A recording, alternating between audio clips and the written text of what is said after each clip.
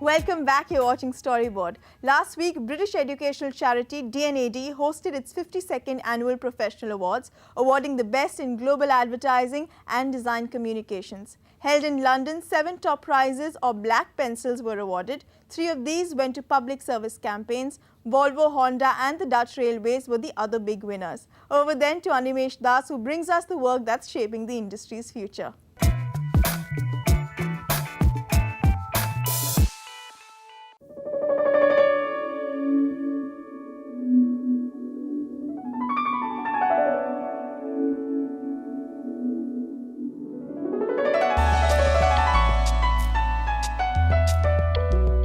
Over 20,000 entries whittled down to an award-winning book of just 643.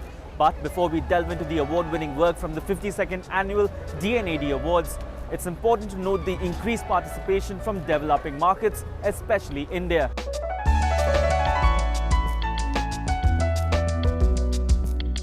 With 22 in-book nominations, Indian agencies had their best run at the D&AD Awards this year.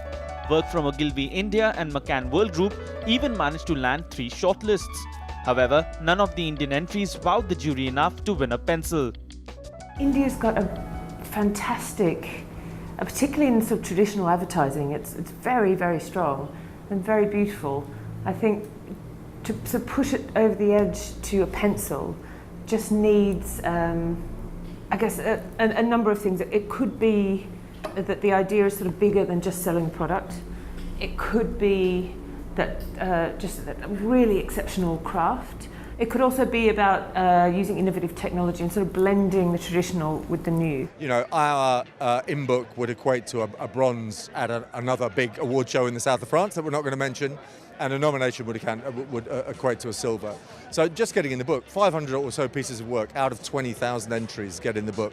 So getting in the book is fantastic. We just recognise it in a slightly mean way. And I think that's a huge performance for Indian advertising, and it will go on to win pencils very, very soon. But the highlight of the night were the 7 black pencil winners, work that simply stole the show.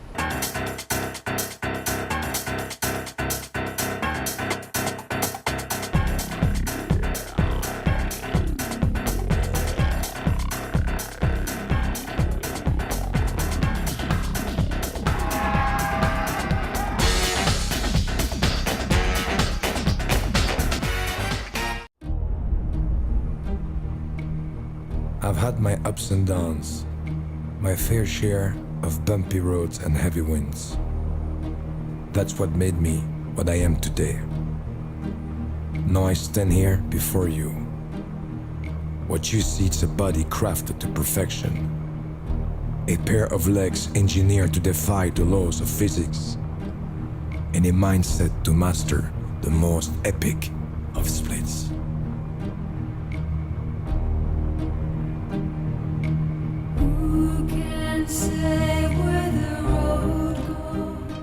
We have 3 things that shouldn't fit together: the music, Van Damme, and trucks.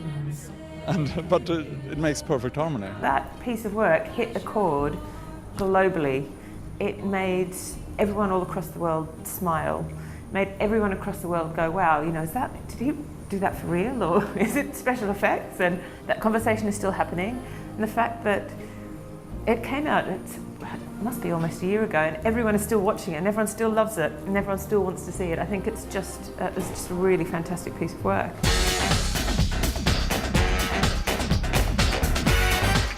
This project started from a single sheet of paper. On it was 1 minute 38 seconds 41 of Senna's driving data recorded back in the day. The data was digitally restored and every aspect of his lap analyzed. The engine sound of Senna's F1 machine McLaren Honda MP45 was recreated by combining Senna's driving data collected back in 1989 with various engine tones of MP45s recorded today. Hundreds of networked speakers and LED lights were placed along the 5,807-meter-long Suzuka circuit. Then the recreated engine sound was played according to the driving data, bringing back Senna's fastest lap from 24 years ago. It was just phenomenal. I sat on the advertising black pencil jury actually as the chairman. And someone actually said if this isn't the most perfect piece of sound design in the world, if they can't win a black pencil for doing this piece of work, which is so beautifully crafted, then what on earth will win a black pencil? You know, the piece itself was incredible, but the sound design was extraordinary.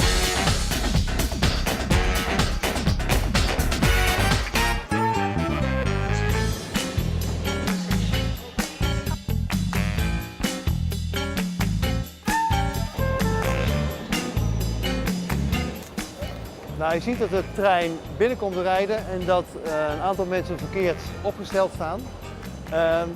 Op dat moment rennen ze naar de trein en gaan ze op zoek naar de juiste coupé, de juiste ingang en naar een vrij plekje in de trein.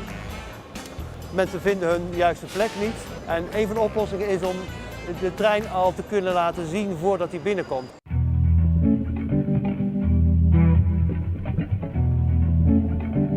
Het idee was een heel groot LED-scherm wat over de hele lengte van de perron loopt, waar je al 5 tot 10 minuten van tevoren exact ziet waar de trein komt te staan, waar de ingangen zijn, hoe druk het is in de verschillende coupés. De rode kleur geeft aan dat de coupé behoorlijk vol is, oranje iets ertussenin en groen betekent dat je vrije plekken hebt. It's an exceptional piece I think the reason why we love that so much is because it's not even now, it's looking forward to a world where surfaces are covered with screens, and rather than using these little kind of abstractions in our little applications, the screens surround us and actually perform application-like tasks.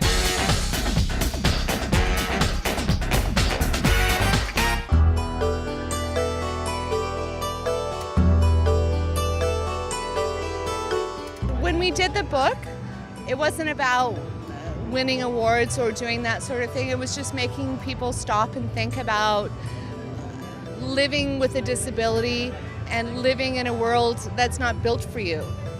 So that's what the book was about making people stop and think about how hard it is when you're disabled to live in this world that's not built for you. That was really, really interesting because you don't often see an annual report winning a black pencil, but it's just for, one for design. It is just such a beautifully designed piece of work and so unique as well. And to be able to do something like that for an annual report, which is usually something very, very dull, I think that that's really where it deserved its black pencil.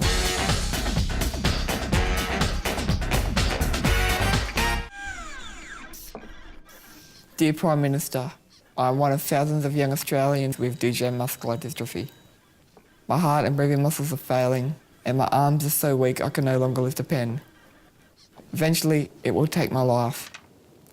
Clinical trials are the only hope we have, but we need the money to fund them.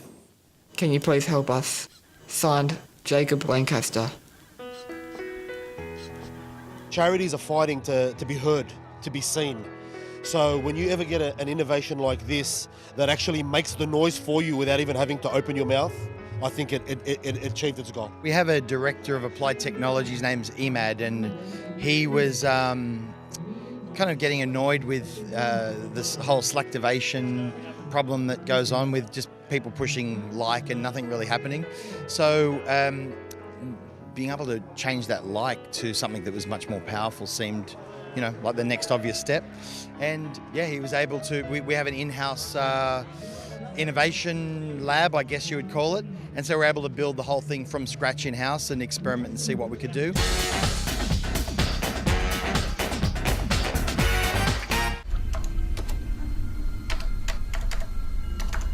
My name is Sweetie. I'm 10 years old. I live in the Philippines. Every day, I had to sit in front of the webcam and talk to men, just like tens of thousands of other kids. The men ask me to take off my clothes. They undress. They play with themselves. They want me to play with myself. As soon as I go online, they come to me. But what they don't know, I'm not real. I'm a computer model, made piece by piece. to track down this man who do this. The insight was essentially that these predators online are hurting children and feeling totally anonymous. If police or law enforcement agencies went online and worked to identify people, then they would no longer have that anonymity, and there would be far fewer men. There would be a lower demand for this kind of abuse. But I think most police don't understand, or most governments don't understand how to do this. And so we came up with Sweetie as a means of using her as a disguise to gather information about these predators. Sweetie is really interesting. It's a very controversial choice. It caused a lot of conversation within the jury around, I guess, what the role of an agency and what the role of advertising and communication is, because it's a very sort of very direct way of raising awareness about an issue. But where we felt that excelled not only in the craft, and the craft is incredible.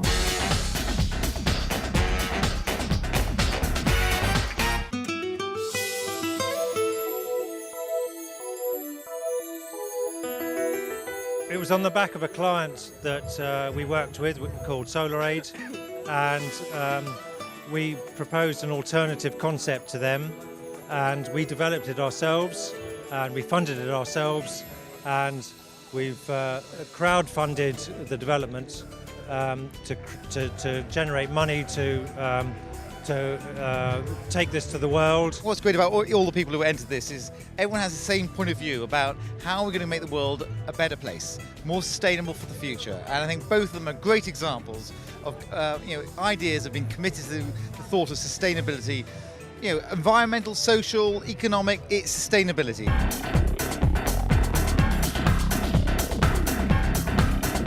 So there you have it, the common thread that ties up all the winners. Simply put, innovation that shapes the future of the advertising communications business.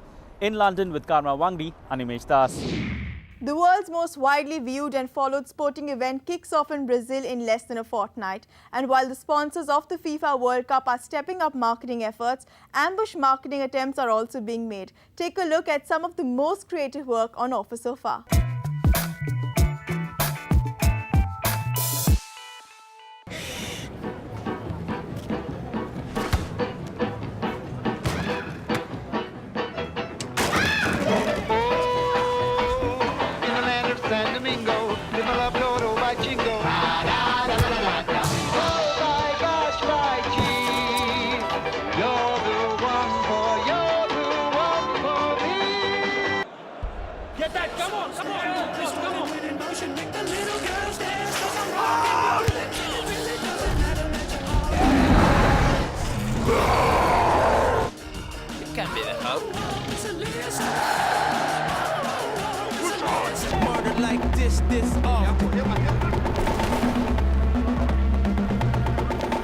Provide a new coffin. You don't see murder like this often.